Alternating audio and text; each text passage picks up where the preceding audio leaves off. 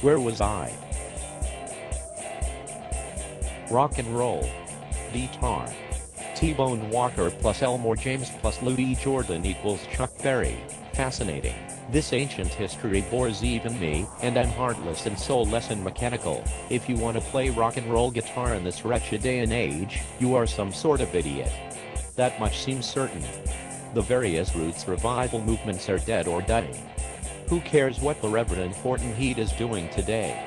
Lost Straitjackets are an amusing novelty band, but only if one is amused by retro routines of the most obvious sort. Ronnie Dawson is dead. I'm told that Jerry Lee Lewis, perversely, is somehow still alive, but he's a piano player, so who cares? We are interested in phallic substitutes here in perpetual teenaged rock and roll land. So let's get down to brass tacks. If you want to play rock and roll guitar, first of all, you must live in the past. I'm not, however, in any way suggesting that you dress up in some bogus Hepcat clown suit nor that you start using bad slang from some B-movies put out in 1956. Don't do that. It's embarrassing to all of us. I know that you are a complete buffoon, but there is no reason to advertise the fact.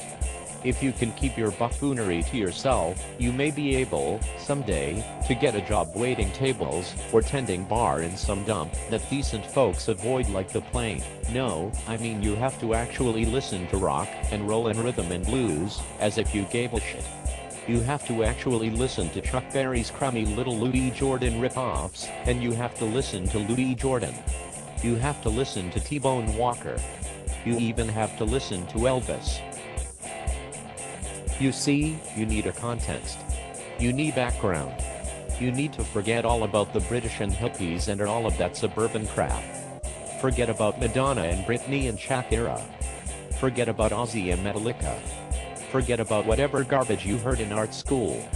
You may even have to forget about punk rock, and if for some godforsaken reason you still, at this late date, suffer from a Keith Richards fixation, and you want to play guitar like Keith Richards, and probably become a heroin addict, and die in the gutter like Johnny Thunders, then for God's sakes don't cop legs off of Keith Richards. You'll never understand what he's doing that way. You'll just be another of 3 million Keith Richards imitators spread out over 40 years. No, if you want to play like somebody else, you gotta figure out who they learned from.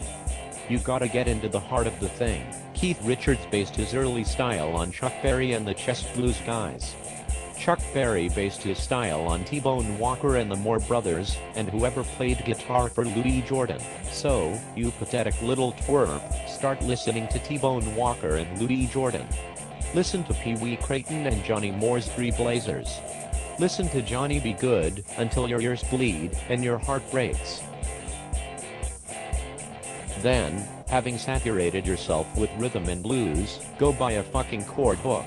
While you're at it, buy a tuner and tune your fucking guitar, moron.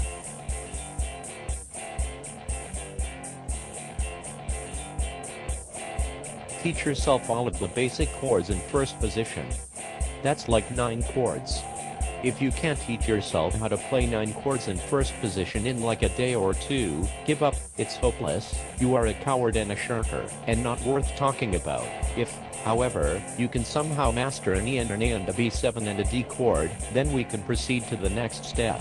You will now listen to Rumble by Link Wray and the Raymond. This is a very crude, simple little so-called song. You just hit the chord and wait. Any idiot can do it, even you. This one painfully primitive little ditty will present, in a straightforward fashion, blues changes in E, a partial E 7th chord, and 2 octaves of the so-called blues scale. It is a sort of textbook in miniature of all of the most brain-dead middle-class slacker gimmicks that pass themselves off as rock and roll. It is the vocabulary of the booze-drenched moron thug attempting to play some scary blues. With Rumble under your belt, you can choose to add to it, adding to your own musical vocabulary, accumulating notes and chords and musical information of all sorts. If, however, you cannot master Rumble, I have some advice for you. Give up, you are an idiot.